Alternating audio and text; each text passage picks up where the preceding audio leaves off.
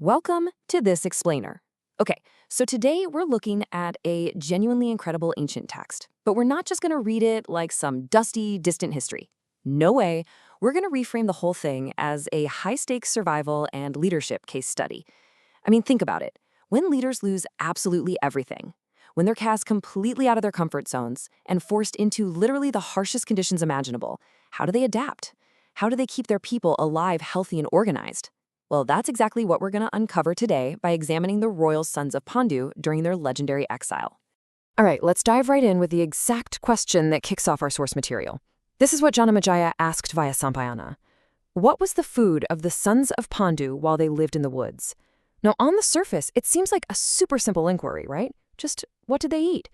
But it perfectly sets up this wild mystery of how fallen kings, guys who were totally accustomed to grand palaces and royal kitchens, actually managed to survive when they're suddenly banished to the absolute wild. Section 1. The exile question. So the context leading up to this is just fascinating. The text tells us that King Dhritarashtra had been making these perfectly futile lamentations about the exile, an exile, by the way, directly caused by his own foolish son, Duryodhana, who completely incensed these mighty warriors. But behind all that political regret and the dramatic banishment, there was a very real boots-on-the-ground question that had to be answered. Did these exiled royals rely on the produce of the wilderness to survive, or did they somehow manage to rely on the produce of cultivation? Did they forage and hunt, or did they actually figure out a way to farm and harvest crops out there? It's a fundamental question of survival strategy. Section 2. A royal forest diet. Well, the text gives us a definitive answer here. They definitely did not settle down to become farmers. They collected the produce of the wilderness and put their skills as mighty warriors to work, wielding these massive bows to secure their daily food. And the specific detail we get is super interesting. They weren't just desperately scavenging for whatever they could find. They hunted with pure arrows, specifically targeting rigurus, black deer, and other clean animals of the wilderness. This wasn't chaotic. It was a highly systematic, principled approach to gathering high-quality protein in the wild. Section 3. Feeding 10,000 guests. 10,000. Yeah, you heard that right. The sons of Pandu were not just feeding themselves. The virtuous king Yudhishthira was actually supporting an astonishing 10,000 illustrious Snataka Brahmanas who followed them right into the woods. These were Brahmanas of both classes, mind you, those worshipping with fire and those worshipping without it, all completely conversant with the means of salvation.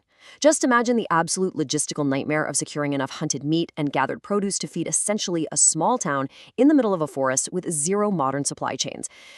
Honestly, pulling off this impossible task only worked because of a strict logistical hierarchy. Draupadi, who is described as being of pure fame, was the absolute linchpin of this entire operation.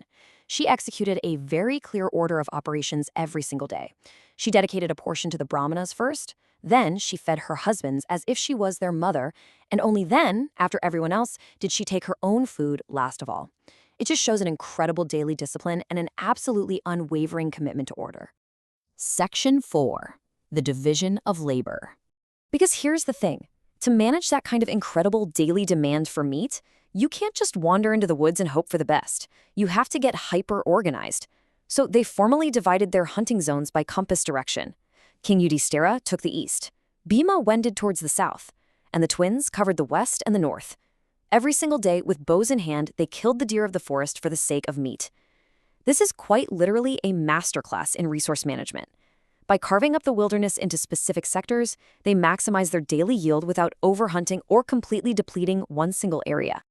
Now, you might be wondering, did this highly structured system actually work? Well, the text gives us absolute proof. It says, "And no one that lived with Yudhishthira looked pale or ill, or was lean or weak, or was melancholy or terrified."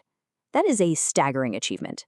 Despite the incredibly harsh conditions of banishment, Yudhishthira maintained his brothers as if they were his sons, and his relatives as if they were his own blood brothers, born of the same mother. The result? Pristine physical health and just perfect morale across the entire camp. However, we do have to look at the full picture here. They lived for 5 years in the woods of Kamyaka, and while they were a complete operational success, engaging all the while in study, prayers, and sacrifices, there was a real lingering emotional toll. The text specifically notes that they were living in anxiety at the absence of Arjuna, So even with perfect logistics and robust physical health, the psychological weight of their missing brother was this constant, heavy pressure hanging over them. Which brings us to our final thought for this explainer. How do you maintain purpose, structure, and morale during a long, anxious wait? The sons of Pandu managed it through rigorous routine, a strict division of labor, and a deep, deep commitment to serving others. Even while living in the woods, carrying the lingering anxiety of a missing family member. It's a truly profound lesson in resilience.